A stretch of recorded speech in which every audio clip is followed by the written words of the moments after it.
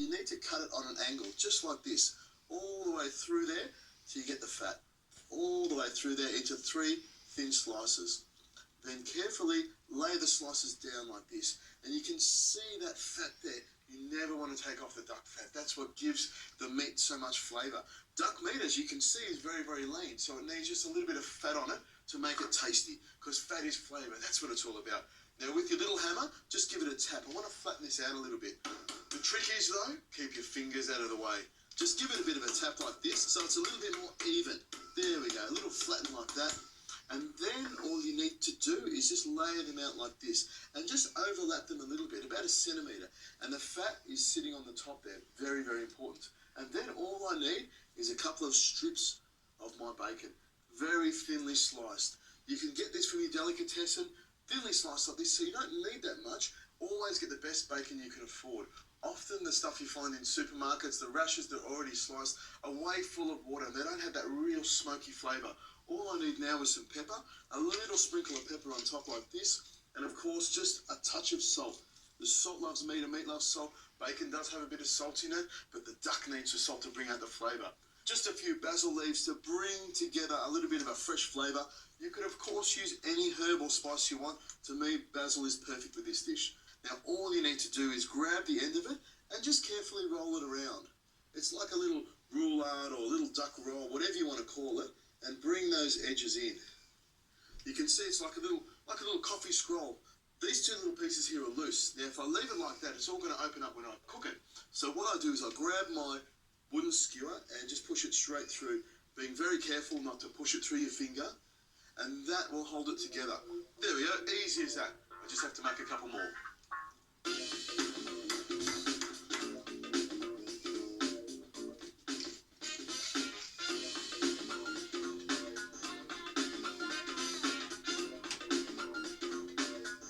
When I was a young lad, I had the opportunity to go to Canada. I spent about a year living there, snowboarding, and working in some great restaurants. And one of the chefs over there taught me this recipe here. Thanks, Harry. You can see it's a quick and easy dish. It's a sort of thing that you can prepare the day before or earlier in the day, and all you need to do is, when you want to cook it, pop it into the pan. Now, my pan here is on a medium to high heat. I'll take a little bit more salt onto the duck fat down to the top of it. Another twist of pepper, because I love salt and pepper on my meat. I want it to taste good. And my pan is ready to go. Hear that sizzle? That's what you want to hear. You could put a bit of oil in there, and I think I might, but usually with duck you get a lot of the fat renders straight off it. I'll pop that straight into there. You can see it rendering straight away, but I will just squeeze a tiny bit of oil. Now you can see that the pan I've chosen is the type of pan that goes in the oven. What I want to do is sear off the outside, render down that duck fat so it goes a beautiful golden brown. I'll turn it over, and then all I need to do is pop it into my oven, which is at about 180 degrees Celsius for about 12 to 15 minutes, so I know it's cooked, and this will be a crack of a dish. A little bit more salt on the underside, just to make it tasty. And what do you think? I will put that olive oil in, just a little squiggle over the top. It doesn't need it, but I know it's going to make it taste better. Now I'll just show you how quickly I get colour from that. Turn it over, look at that. Another minute or so, turn it over, and it'll be ready to go. Bacon has to be the most romantic food on the planet. The salty mistress goes beautifully with the full flavoured fat of duck breast and the sweet kiss of maple syrup in this Canadian tornado. But she could just as easily be seen strutting her stuff with a juicy piece of filet mignon, or in the throes of passion with some beautiful prawns, or even scallops. So if you're looking to spice things up at the dinner table, have your deli slice the bacon fresh on the day you're cooking it. Or even better, buy it in a block and slice it yourself. You're guaranteed to get lucky. Look at that. Caramelisation of the duck variety. They look like little roses of duck breast. Nothing could be better than that. All I need to do is pop these in the oven. As I said, won't take long at all. The outside's looking great. I've got that beautiful rendered down duck fat. Straight into the oven.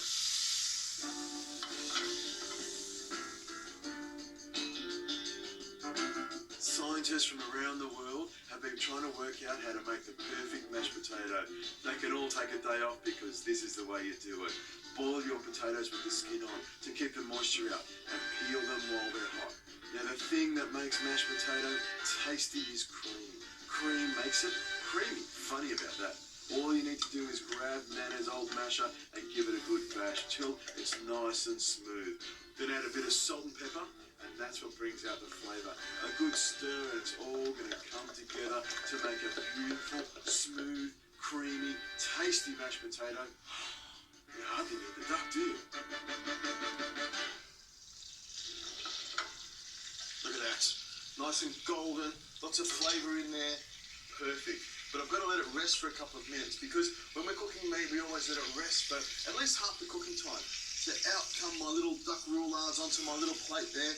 They'll stay nice and snuggly and warm. And I'll leave the skewers in until I'm just about to serve them.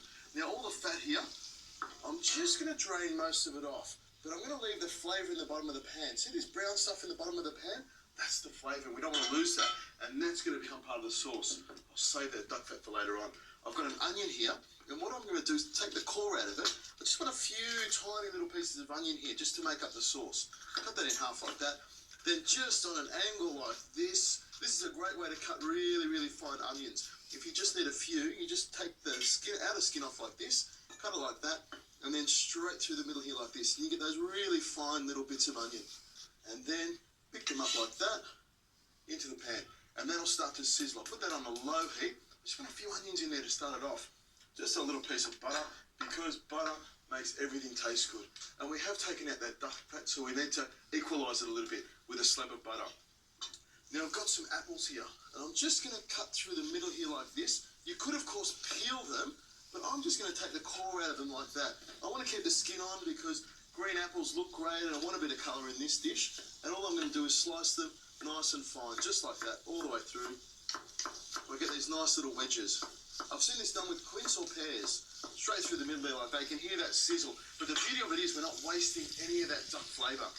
Into the pan it goes, the onions, the apple straight in there, and all we need to do is give that just a little bit of a stir around like that. This is on a medium heat, and the butter will soften, the onions will soften, the apple will soften up a little bit, and I'll have that beautiful flavour there. Turn that around like that, give that a bit of a toss. Look at all that brown stuff. That's the flavour already. To that I'll add just a touch of red wine vinegar. Lemon juice is fine, red wine vinegar is fine. Even a splash of maybe some white wine or red wine, it doesn't really matter. But the acid in there will help to cut through the butter and help to cut through that duck fat that's there. And then of course, this is the maple syrup. This is what this dish is about. Goes beautifully with this sauce, a nice amount all the way around there. This is what Canadians love. They love maple syrup. They eat it with everything, with pancakes, with bacon, with duck, with venison. They eat it with everything. They even pour it into the snow till it goes rock hard, and they eat it like icy poles. We love the Canadians, don't we? That's going to take a couple of minutes to reduce down till it's really sort of thickened up and the apples are cooked. So what I'll do is I've got some chervil here, which is a lovely herb. You could use parsley if you want, but chervil's got a lovely sort of aniseed flavour. It's nice and soft, and it will go so well with the duck. A few chives here. You can see this sauce is bubbling away. It's reducing. It won't take long at all. It's a sort of sauce that will be perfectly cooked to be ready by the time the duck's rested. Now with my chervil, I give it a rough sort of chop through. You could chop it really fine if you like, but for me, just a nice sort of rough chop through is all you need. With the chives, I'll cut that off there, remove the ends here, and just